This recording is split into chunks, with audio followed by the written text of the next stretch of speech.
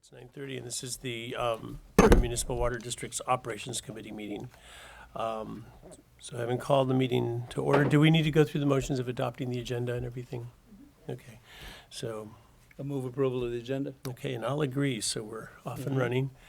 Public expression, is there anyone that has a comment about something that is not on the agenda? Okay, seeing none, we'll move to the calendar. The minutes for the December 20th meeting, motion to approve those or any changes? I can't remember if I was sitting on the committee then or in the audience. I'm sure I was here in any event. Does that make a Yeah, difference? you were here, yeah. Okay, good. Then I move approval of the minutes. And I also agree, so we've approved the minutes. Okay, the development of a board policy for the use of watershed housing, and this is a presentation by Sean Horn and Crystal. Yeah, I'm going to go ahead and take it. Oh, okay, Yeah, thanks, good morning. good morning. Great. So back about a year ago, we brought the proposal to allow temporary employees and interns to reside in vacant houses on the watershed. And at the conclusion of that meeting, the idea was to come back with a pilot program.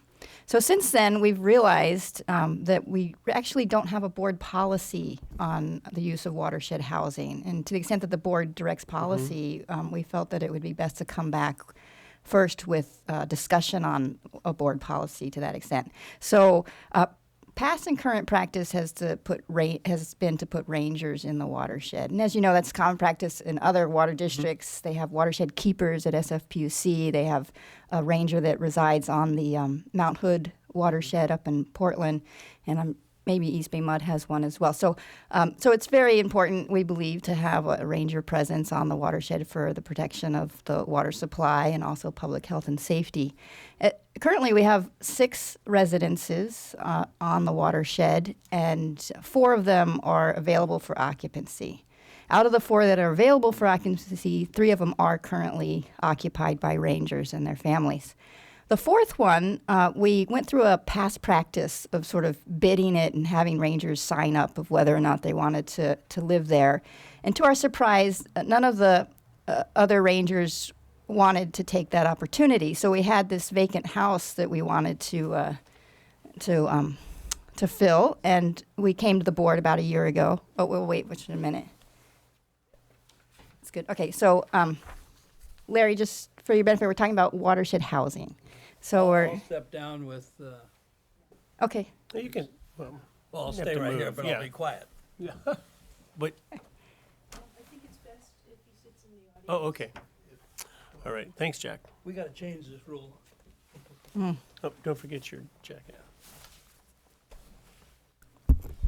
Okay.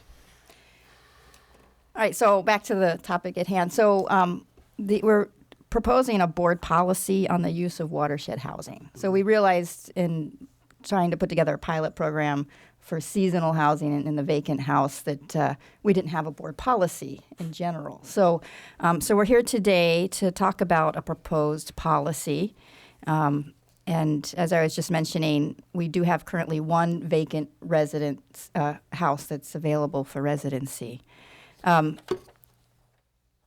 So the policy that so there's 3 documents that sort of would encompass the program. One would be board policy on watershed housing, which would set the priorities for rangers, and then if the board chooses to allow seasonals, that we could then have a short-term lease, and if a ranger was to express interest, or if there was attrition and somebody retired and we got a new ranger in, we could quickly 6 months to a year, move that ranger into the house, which is preferable.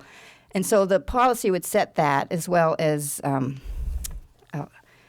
rules and requirements around how it's to be managed. And then there would be administrative guidelines of procedures in terms of how we would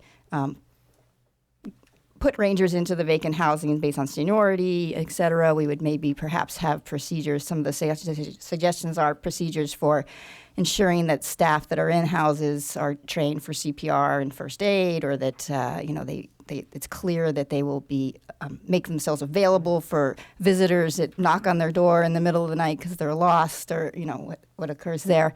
And then And then the third document that needs to be drafted in order to move forward on any sort of short-term housing option would be to prepare a short-term lease, which would come back to the board for discussion.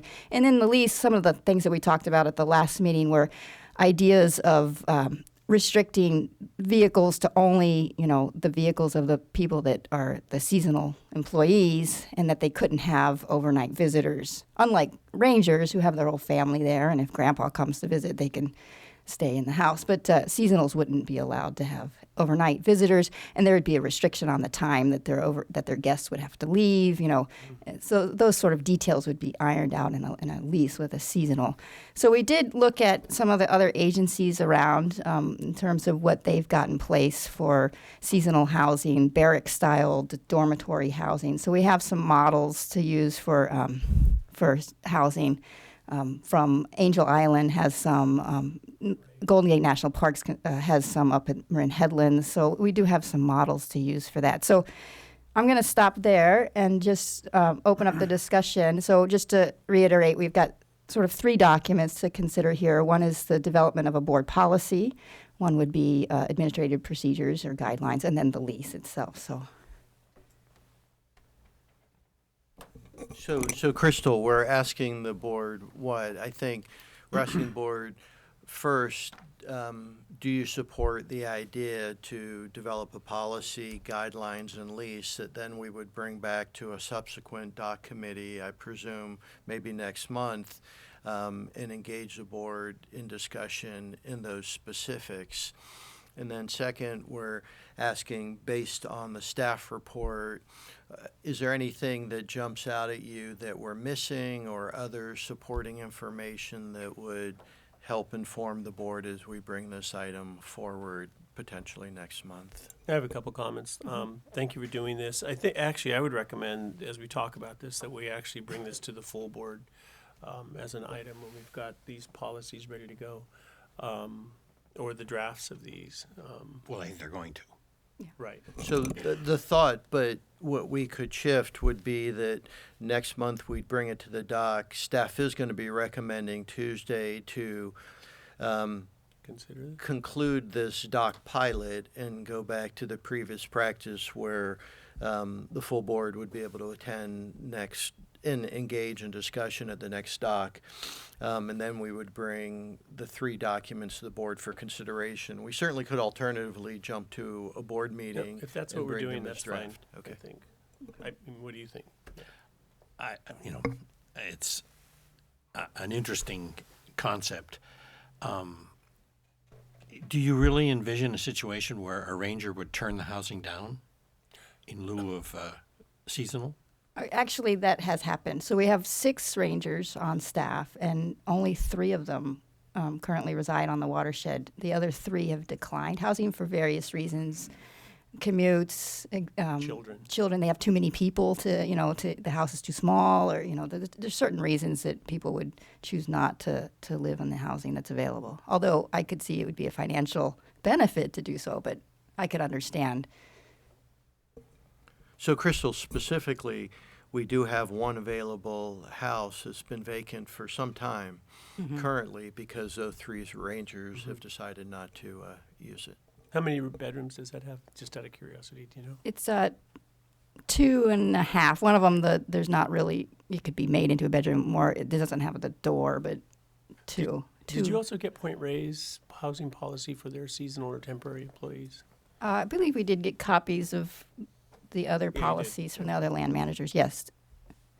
Yeah, a couple of things that come to mind. I mean, you mentioned the skill set that anybody who lives in park housing or in watershed housing should have, and obviously red carded firefighting, certification would be, I think, really important there. And then the other thing is, I've lived in several parks in park housing, both in temporary and in assigned housing, and there's a formal recognition that when you live in that housing, you're on call. So you actually have sort of a expectation, as you said, that people would, and it's really common when you live on park housing that people come in and knock on your door at all hours and oftentimes with scary situations. So I think that it can be really valuable, but I also want to make sure that I would say that the combination of a statement in terms of what their role is, living in sorry for saying park, but watershed housing. And I don't know what that means in terms of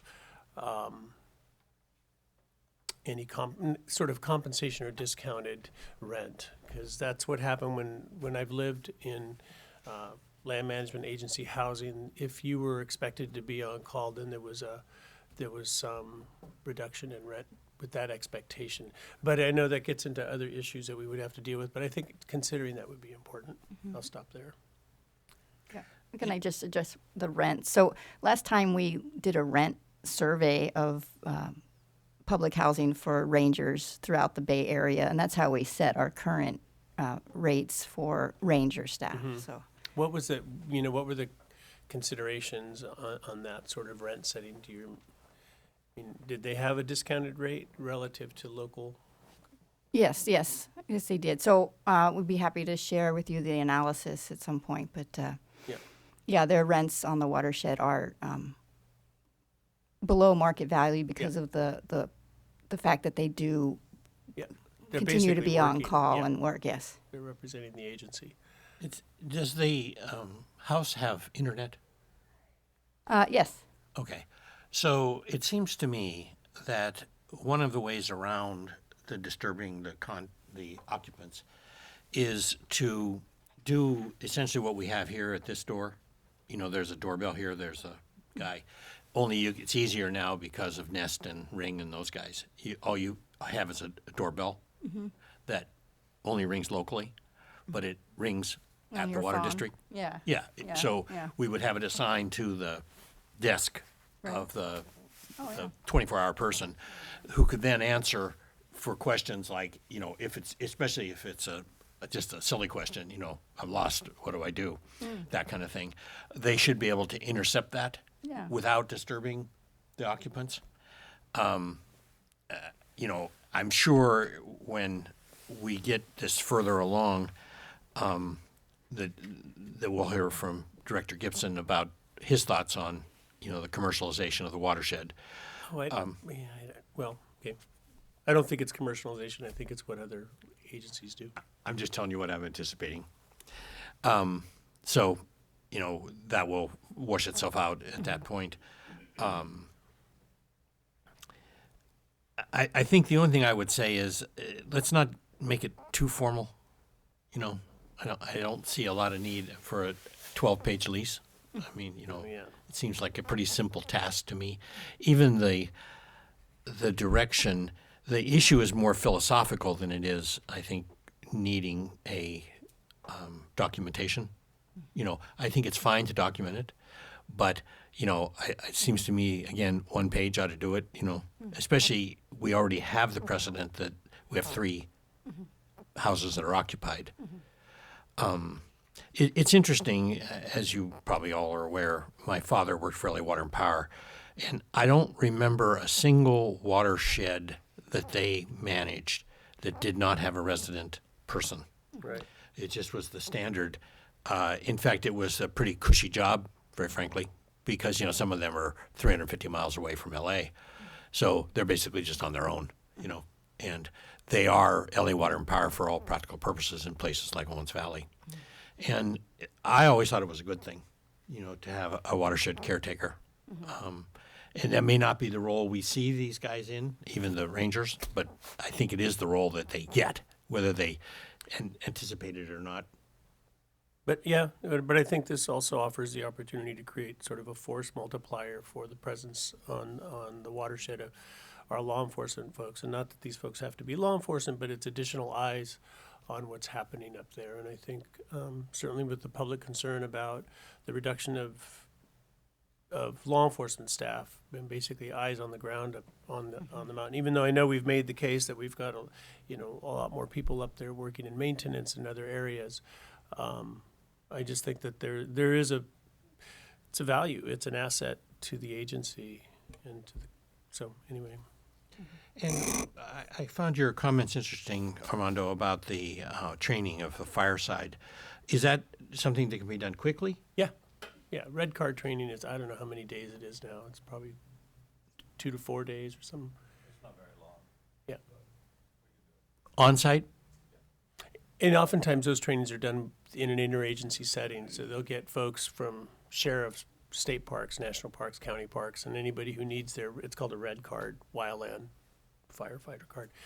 And it's sort of all the basics. And the thing that's good about that too is that I think it exposes those folks to the incident command system, which is, when you have an emergency, there's a formal framework in which you're able to, let's say you have a fire incident and you have a handful of people that first respond, 2 or 3. Sure. And then as more agencies come, the incident command system allows the control and command structure to build up really smoothly, and then also sort of break down also or not break down, but sort of wrap up really smoothly as well. So it actually, there's a whole bunch of advantages, I think, to having folks trained in that if they're on site.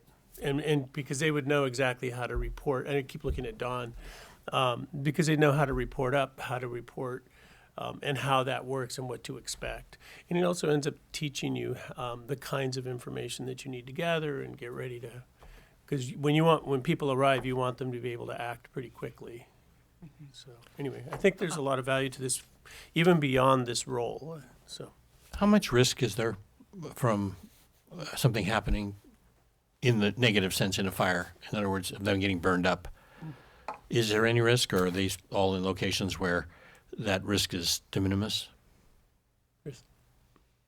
Well, that's an interesting question. Most of the houses are in pretty populated, within the watershed populated active areas, for the exception of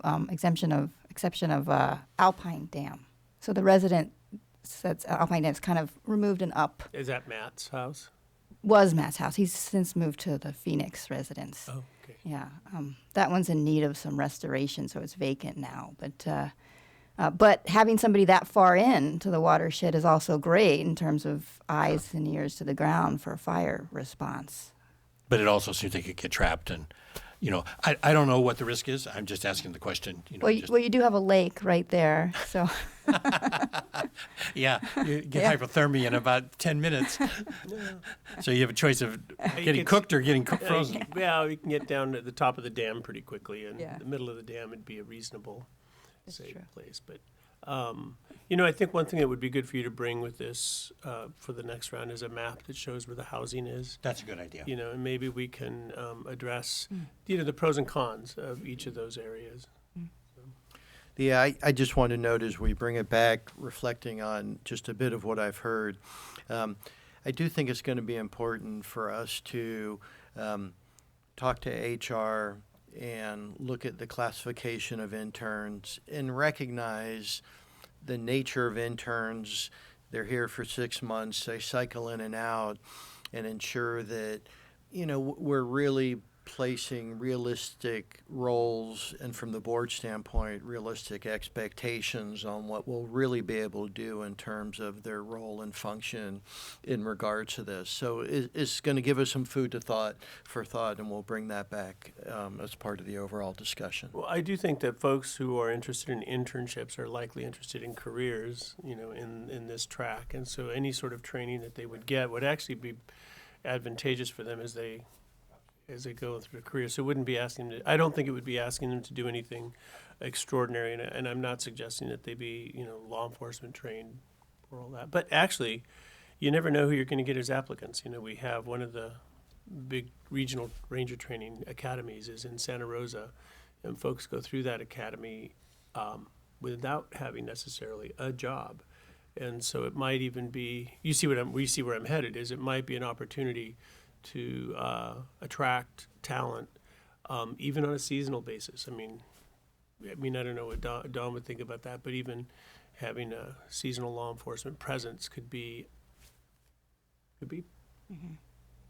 useful. one other consideration is the contract deputy that we work with the sheriff on. So would that be a consideration as well? So Are they allowed to keep the cars? They use our cars. right, yeah, we provide them with a And vehicle. they drive in a civilian car to get our car, or do they bring a sheriff's car? Personal car. Yeah. Okay. And one thing that came up at the beginning of this, which I would like to address, Don and I were actually talking about this right before the meeting started, and that is in all these areas where there is housing on public lands for employees, there is a tendency for folks to not, it's not always seen as something people want to do. So it's not unusual to have folks not wanting to live on site. For things like kids, I mean, my wife and I lived in park housing for a number of years, and she did not like to be in isolated areas. You know, so it depends on who you've got. So it's, yeah. But that's normal that there's folks that don't want to be in housing for a variety of reasons. Okay. And things like your ice cream will melt before you get home. Yeah, right. Yeah. I'm serious. Yeah. Did you want to take any public comment? Sure. Yeah. Larry, well, Go ahead. is there any public comment or any staff comment on this? I mean, can we ask that? Okay. Come on up. Sorry, you're the chair, Larry. Well, I guess Ann Thomas, Corte Madera. This just seems like a good idea to proceed, frankly. I mean, I thought this seems like an awful lot of chit-chat over a vacant house, but frankly, it's very interesting to sort some of these things out. And I do agree that having someone on the watershed is just always a good idea. Thanks. I think most of the chit chat, Ann, has to do with the fact that we're sort of just doing what we've always done. And that's what we're really talking about is the formalization of the policy of how this should be handled, not so much this particular unit as the bigger picture of what are we doing with the rest of it. Great.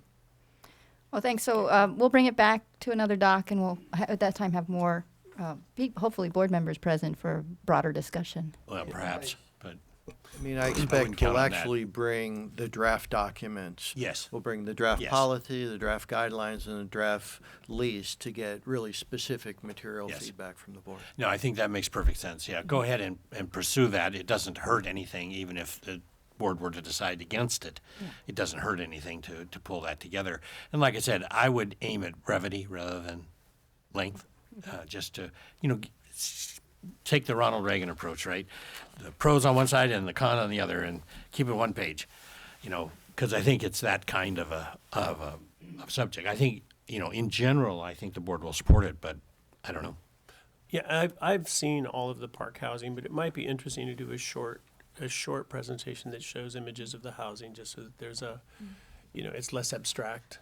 Okay. And that combined with the map can also, I think, show the combination of location and proximity to, key areas. I mean, I think about the house up above Alpine Dam. It's an amazing place. You have really a fairly big view of the watershed. So it's almost like a fire tower in a way. Wouldn't quite call it that, but you see what I'm saying. It really is eyes on the watershed, and Yeah. And we used to have a house at Nicasio, but it burned down. But the foundation is still there, and I would like Hence to. my I would like question to about risk. I would like to count that as house number 7. Did we burn it down by accident, or did a fire burn it down? Yeah, I'm not sure of the history. Oh, that's interesting. when I was a point raised and went through the red card training, we actually used to burn down buildings that were no longer in use as practice. Okay. Cool. Thank you very much. So now we're going to go to contract 1915, the Mesa Vista Tank Pipeline Replacement Project. And Alex Anaya is going to be presenting this morning. Good morning. Hey, good morning. How are you guys doing today? Great. Good, and you? Doing good so far. So I'm here to present the Mesa Vista Tank Pipeline Replacement Project. This project's located at our Mesa Vista Tank site, which is between the town of Ross and the city of San Rafael. The project will install approximately 590 feet of pipe, of which 430 feet of that will be 8-inch HDPE pipe, which will be installed via the directional drill method. And the remaining pipe will be 6-inch welded steel. This will replace old 4-inch pipe that's not seismically reliable, so it'll help improve the fire flow and the seismic reliability to our system. My estimate for this project is $135,000. The project will advertise next week on the 21st, and the bids will open on February 4th. If all the bid documents are appropriate, staff will make a recommendation at the February 18th board meeting for an award. Project scheduled to last 75 days with a completion date of May 3rd. So the recommended action for today is to review and referral to the board with the operation committee's recommendation to proceed with the project. This couldn't be more timely to ask you a question. Sure. Because it's been a question I've had for a bit here. What is the rationale for switching, in this case it's a perfect example, from welded steel to HDPE? Why not the whole project in HDPE or the whole project in welded steel? That's a great question. Given the site location, we're talking Mesa Vista tank site's located at the top of a hill. The connection point's about 100 feet down, slope from there, and the terrain is pretty difficult to do a conventional open trench cut. And a lot of vegetation. It would be less invasive to do the directional drill method from the top to the bottom. And then the connection of the welded steel would happen at both the top and the bottom to tie back into our system. That's why the two different materials. But you could use either material with the directional boring, right? Not the welded steel. Can't get it in there? No. Because of the flexibility of the HDPE pipe, I see. they bore down, connect up, and then they pull it back up, or vice versa, however they're going to do it. So with the HDPE pipe, it's a lot easier to go around bends, whereas the welded steel is rigid, you can't do that. Yeah, but the directional drilling doesn't go around bend so well, right? Well, they actually have pretty good technology where they could actually put some kind of a curvature in the pipe when they install it. So this is one of the appropriate places to do that. Then flip it over, Alex, to the other part. Why not put the whole thing in HDPE once you got the welder out there and everything? Why not put HDP from the end? Well, once you get to the two connection points, it's not necessarily a straight meet. So there's got to be some bends. Sometimes they're not your conventional 22.5 or 45. So you need that flexibility to actually contour the pipe to the appropriate bend so you could get it to fit back into the existing piping. So you can't necessarily do that with HDPE pipe because you really can't make a fitting as easy as you could with a welded steel connection. That's why there's usually that, most of the pipe is going to be HDPE, and at the connection points you have the flexibility of using the welded steel. So the question I'm really asking you is, it's just engineer's judgment to make the decision of whether it's welded steel or HDPE? At the connection point, well, it's actually Wherever. the ease of doing it, because otherwise. But that's the judgment. That's what I'm saying. It's yes, I mean you have to kind of go through and do an analysis. I assure you Yeah. that having put in miles of HDPE, big stuff, they can do pretty much anything you want. I mean, I consider it equal to welded steel, in my experience. Plus, then you don't have the corrosion issues at all. Correct. So I was just curious as to where that decision gets made. There's no written protocol for that. We don't have, like, if the slope's X, you put in steel, welded steel, or if it's less than X, you do something else. No. For instance, how do we switch from PVC to welded steel? How's that decision made? How does that decision made? That's based on the project, what other utilities are within the roadway easements. Sometimes we're within restricted areas, hillsides, where it doesn't lend itself to easily put in a curvature on PVC pipe, giving it the option of welded steel being a better, more reliable and sustainable, or not sustainable, but more reliable installation of pipe than the PVC, just because you really can't do that with PVC. So it is going to be looked at a case-by-case basis, and it's going to be determined on, do we have enough real estate in the road to put it in there? If it is, yeah, PVC is a great option, or HDPE pipe. But it really does depend on each project as we get them on a case-by-case basis. And it's left up to the individual project engineer then? Or there's a committee that you guys sit and make the decision? Project engineer and the manager will sit down and look at it and then discuss options and where it's appropriate to do which material. So, Okay, yeah. cool. Well, I recommend we refer it to the board. Yep. But I have just questions. Sure. I mean, these roads up there in Ross are tiny. I mean, they're really narrow, and I guess because it seems like you're going to be having to close that road to do this work, or Not necessarily. We're actually going to be installing the pipe on existing MMWD easements. oh, okay. So we're not really closing any roads. So we're going to be setting up at our tank site, just getting materials up to there, and then going through the easements back I down to see. the other easement down below. Cool. And then the other thing is, just out of curiosity, how many gallons is the tank that's up there? Do you know? The Mesa tank? I don't know that number off the top of my head. Because I also, I have friends who live up in the hills of Ross, and I go up there and I think about fire, and it's Oh, absolutely. it's Paul. I believe it's 500,000 gallons. Oh, okay. That's a big dog, yeah. Yeah, so obviously, upsizing from a 4-inch pipe to a 6 and 8. It's going to is make gonna- a big difference. Exactly. Yeah, no, I get it. But I was just curious about the capacity. So, and here goes my ignorance. So, you there's a lot of space there too in terms of my ignorance. In the event of a fire where you're really drawing down water at a fairly high, gallons per minute, the pumps and everything will keep that tank going. And I mean, I just think about a big fire in that area. Is there the pump capacity to keep water flowing into that? Well, you got the 500,000, so it'll draw the tank down. Right. It's going to be a combination of this coming this way and this coming this way, so it'll feed from both directions. Yeah. Okay. But I just don't know how that works. That's all. But yeah, I doubt the pumps are 1,500 gallons a minute, but Yeah, I mean, that's definitely an operational question, and depending on what the situation is, anticipation, start pumping, keep it full, and, yeah. or not. or not, yeah. Hopefully, we never come to that situation, but, at least Yeah, this something is like that. 60% of the volume of the tank you never draw down because of exactly holding it back for fire. It's operational decision, but it's something in those orders.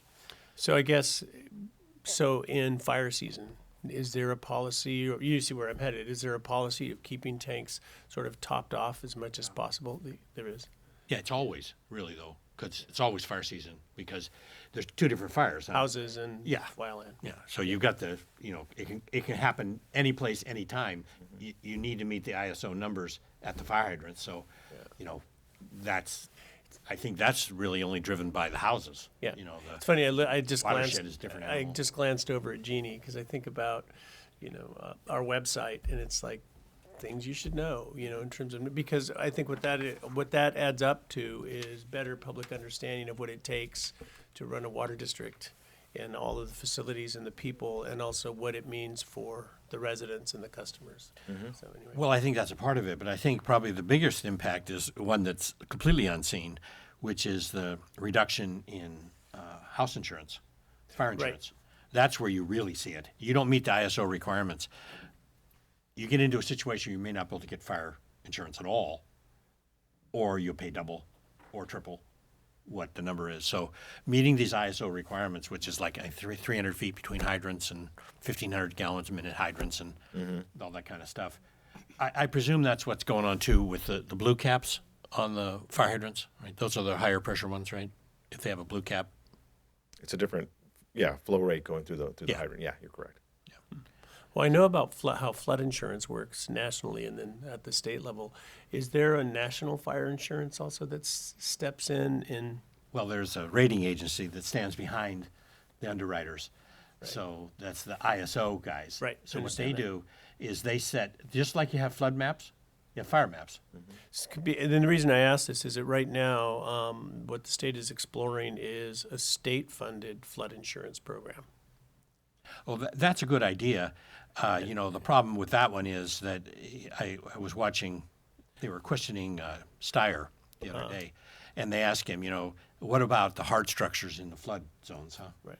And the problem you get into there is, well, they're going to flood, huh? Right. And that's a bit of the problem we got. In fire, I would see that as far more interesting if the state were to step into the fire because we pay a whole lot of money for something we never use. Right. And so what that also brings up for me is it's whether you're paying insurance or paying fees or taxes to maintain, facilities and infrastructure, you're going to pay it one way or the other. And it's a better bet to pay fees and taxes to prevent this stuff rather than getting just a partial return on the loss if you're looking at insurance. I just think, this all sort of fits I think into it's that. quicker than that, though, Armando. That's my point. Is I think the savings. We have 60,000 connections. I would guess the savings of having a first-class water system exceed $1,000 per connection per year on reduction in fire insurance. See, again, that's the kind of stuff that, really is powerful public messaging for the district. Yeah, it's hard to squeeze that out of ISO, but what you have to do is just look at two ISO, one a complying district and a non-complying district. And like I say, the problem you run into and the problem we're fighting these days is whether they're going to give insurance at all, huh? No, right. I just wanted to reflect for a minute on the discussion on the policy that we may have. I didn't know if it's a capital P or a small p in terms of maintaining tank levels, and I didn't want misunderstanding. I do think it's a good idea, maybe, Crystal, we can think about the wildfire task force and think about during red flag seasons. And I know we have a pretty strong practice, but I don't know if it's a policy. And just for that to be a follow-up action item for us to consider. Personal experience in Santa Rosa, we did happen at a less than optimum time to have a couple tanks out of service for refurbishment and weren't operating at the highest level. So it is good to be thinking, and I think that document may be a good place for us to identify that as something to look at. Although I think, Ben, with having the generators, life gets a whole lot easier. Absolutely. You know, Absolutely. when the owl committed suicide, which must be 10 years ago, he shorted out, he crossed between the two power sources going into San Geronimo, took them both down, Right, and then we almost ran out of water.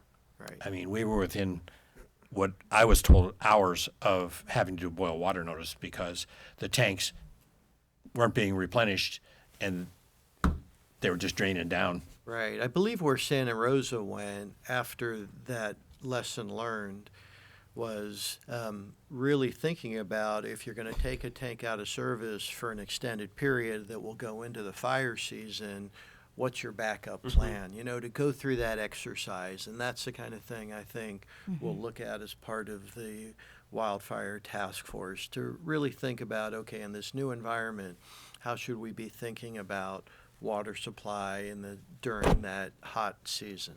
You know, for your thoughts in there, we work primarily in the private sector. And I remember one we did for Kaiser Steel. We participated in it. They ran it. But they went through basically a fatal flaw analysis. It was a very detailed document. And not only that, when an event occurred, they actually go to it and they say, okay, this event has occurred. What do we do? They have it all laid out. You know, this thing took a week or more to go through what happens. We're on the water side, so what happens if they lose our water supply to this device that can't ever lose its water supply? And of course, when it did, they were unable to diagnose the problem. It blew up. But you know, that's the different. Imagine molten steel out the side of it. But you know, that's something I think the whole industry could benefit from this. Also, I would recommend, if you haven't, go through PG&E's emergency response facility. You know, the telephone company, the electric, they have complete 100% operating capacity outside of the immediate area. You know, they have this one, and then they have another one over here. They just switch over, and they're running, and they look like something out of NORAD, you know, with the bombs. They're built with that mentality. Where the water side, we have pieces of it. You know, we don't quite have that 100%. Just go over here. Don't worry about coming here. Go there. If I could, back on the ISO ratings, we did try to contact their representatives to get those ratings, and they said it was private. However, they do provide it to the fire marshals. So then we subsequently went to the fire marshals and asked them if they could provide the ratings.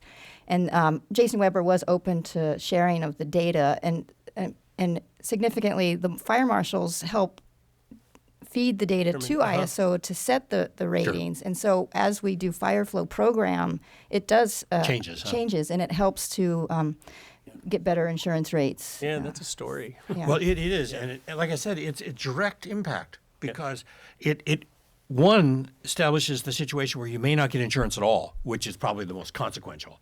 But the second piece of it is that reduction, and you know, maybe we could have him, if he doesn't feel it's speaking out of school, have Jason come and talk about that, because I think that's something that the public would benefit from.